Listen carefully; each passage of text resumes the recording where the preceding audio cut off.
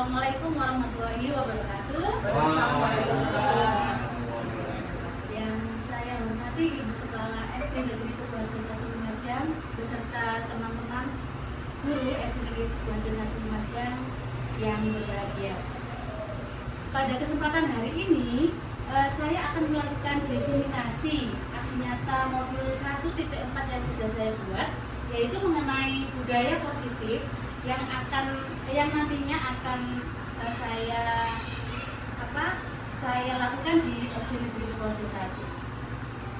Pertama-tama marilah kita panjatkan puji syukur kehadirat Allah Subhanahu wa taala atas berkah rahmatnya kita bisa berkumpul saat ini dalam forum diskusi diseminasi dalam keadaan sehat walafiat, serta sholawat dan salam kita haturkan kepada junjungan Nabi besar Muhammad SAW yang telah membawa kita ke jalan yang terang yaitu Islam. Bapak Ibu, di sini pada budaya positif ini ada beberapa hal yang harus dilakukan. Yang pertama yaitu kita akan merancang tindakan untuk aksi nyata. Saya di sini berdiri di depan, tidak ada menggurui atau apa, tapi kita ada forum sharing agar nantinya bisa kita terapkan bersama di sekolah kita. Nah, latar belakangnya yaitu perwujudan nilai-nilai kebajikan universal yang harus diterapkan di sekolah, yaitu mengenai kebiasaan-kebiasaan yang berkembang di sekolah secara tidak langsung menjadi cermin dari tujuan mulia, yaitu nilai-nilai yang diyakini oleh sekolah. Untuk itu perlu upaya untuk menciptakan lingkungan yang positif agar dapat terbentuk budaya yang positif. Hal ini merupakan proses pendidikan yang harus dijalani. Untuk itu kita harus sadar peran dan tanggung jawab guru sebagai pemimpin pembelajaran dalam menciptakan lingkungan yang aman, nyaman, atau lingkungan yang positif serta berpihak pada murid. Salah satu caranya dengan membuat kesepakatan bersama murid kita yang kemudian dirangkum menjadi sebuah keyakinan kelas yang harus diterapkan menjadi kebiasaan yang disebut sebagai budaya positif di sekolah. Selanjutnya, tujuan dari budaya positif ini apa sih? Yang pertama yaitu mewujudkan budaya positif di sekolah melalui keyakinan kelas atau keyakinan sekolah.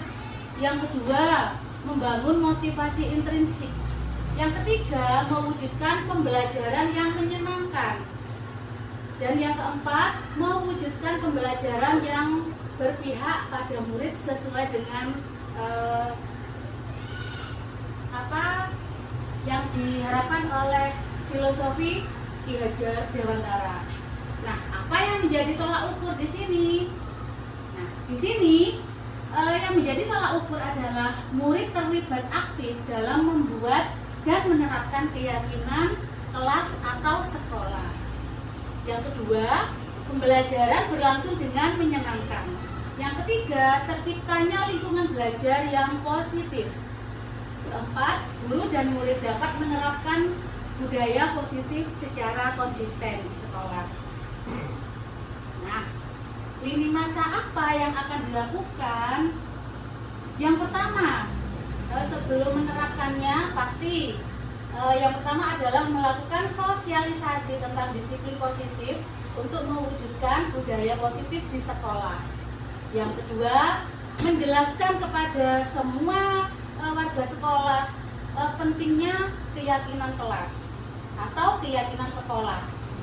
Yang ketiga, memfasilitasi murid untuk membuat keyakinan kelas. Jadi kita itu sebagai guru, kita sharing dengan murid kira-kira kesepakatan apa yang akan kita ambil di dalam kelas kita untuk ditepati. Nanti kalau ada yang melanggar berarti ada konsekuensinya. Terus yang keempat, memajang keyakinan kelas di dinding sekolah. Setelah kita sudah membuat kesepakatan dengan anak didik kita rangkum kesepakatan apa yang harus kita terapkan di kelas, kemudian kita tempel di kelas kita masing-masing. Yang kelima, melaksanakan keyakinan kelas dengan konsisten. Jadi apa yang sudah kita rangkum itu harus dilaksanakan, tidak hanya pajangan saja.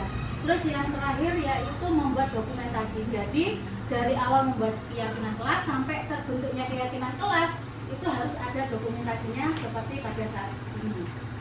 Selanjutnya dukungan yang dibutuhkan. Nah, kalau membuat kesepakatan kelas tentu ada ATK seperti kertas, plastik, ballpoint, spidol dan lain-lain. Itu yang dianukan ke anak didik kita.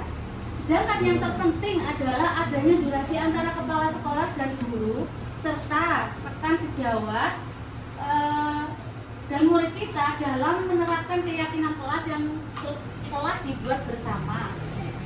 Dan juga tak kalah penting yaitu adanya kerjasama dengan orang tua murid agar nilai-nilai yang diyakini dapat diterapkan di lingkungan sekolah maupun di lingkungan rumah. Mungkin itu saja yang bisa saya sampaikan.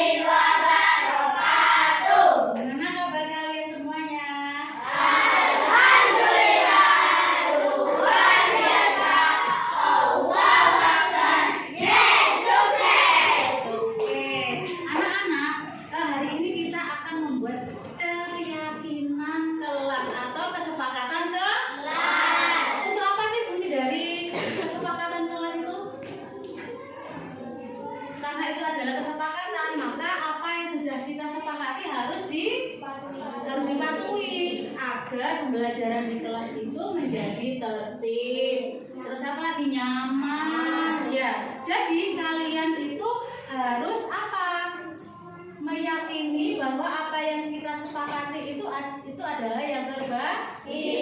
Di sini Bu Guru ingin memberikan kertas, kalian tuliskan kesepakatan apa yang ingin kalian tulis sehingga nantinya akan dijadikan keyakinan kelas yang harus dipatuhi. Saya ya.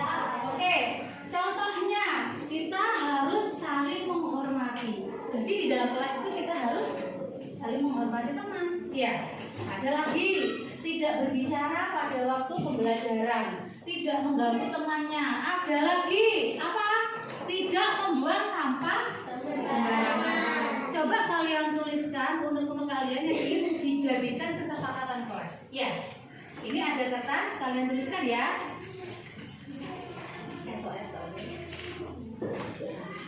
Ya,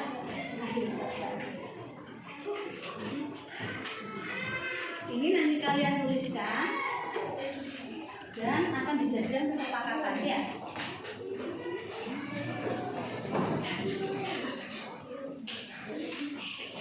Ini.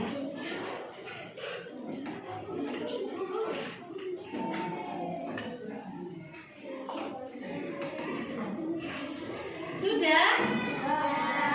Sudah. Oke, kalau sudah, coba kalian tempelkan di depan kelas satu persatu. Ayo dimulai dari mana? Ayo sini. Sini dulu. Sini, kita tempelkan sini. Nah, ini punyanya Arya. Ayo sini.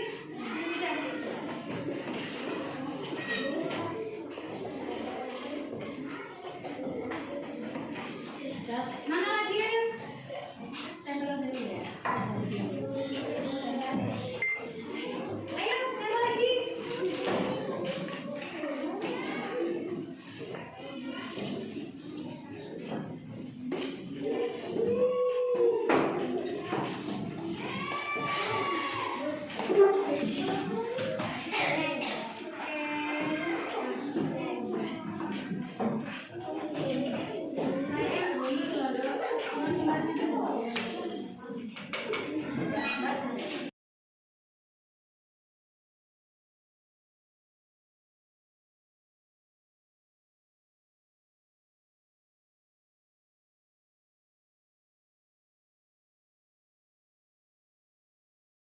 Warahmatullahi wabarakatuh. Halo, saya Virendra kelas 4. Saya senang dengan adanya kesepakatan kelas pembelajaran menjadi nyaman dan saling menghormati satu sama lainnya. Warahmatullahi wabarakatuh. Saya Salsa kelas 4. Dengan adanya kesepakatan kelas, saya jadi lebih bertanggung jawab melaksanakan tanggung jawab sebagai siswa yang baik di sekolah dan di. Terima kasih.